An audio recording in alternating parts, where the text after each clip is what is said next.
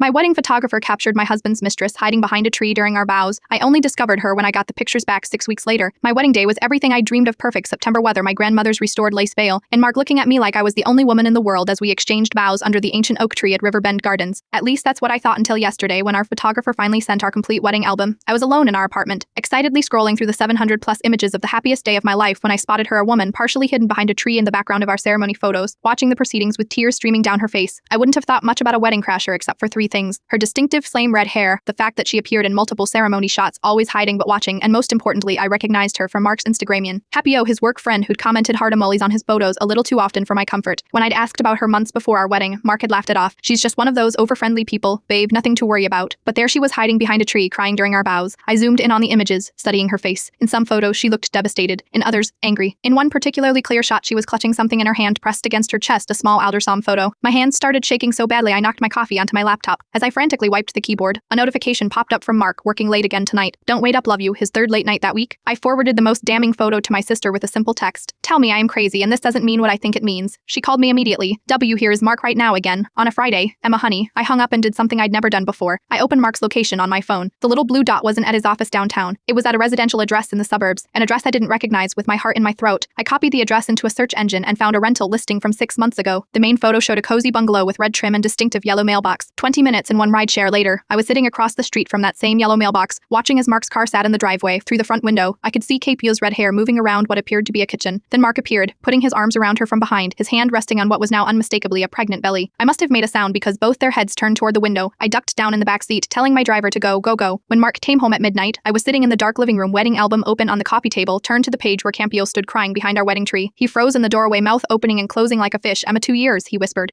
But I've ended it. I swear you were at her house literally 3 hours ago, I said, my voice eerily calm. I saw her pregnant belly with what I am guessing is your baby. His face crumpled. I was saying goodbye for real this time. The baby, it's complicated. I love you, Emma, you are my wife. I laughed, a hollow broken sound. I am your wife who just happened to find out from wedding photos that you've been cheating on me our entire relationship. The photographer captured your pregnant girlfriend crying behind a tree while you promised to be faithful to me. Do you understand how insane that is? I slid my ring across the table toward him. The wildest part, I am actually grateful to her. If she hadn't shown up, if that photographer hadn't accidentally caught her in those shots, how many more years would I have wasted believing your lies? He begged, cried, promised to fix everything. I walked out with just my purse and the wedding album. My sister arrived at the hotel 20 minutes later with wine, ice cream, and her attorney's business card. You know, it's almost poetic, I said, halfway through our pint of Ben & Jerry's. We paid extra for that photographer's candid photojournalistic style because Mark insisted we wanted the whole truth of our special day captured. I guess we got exactly what he asked for.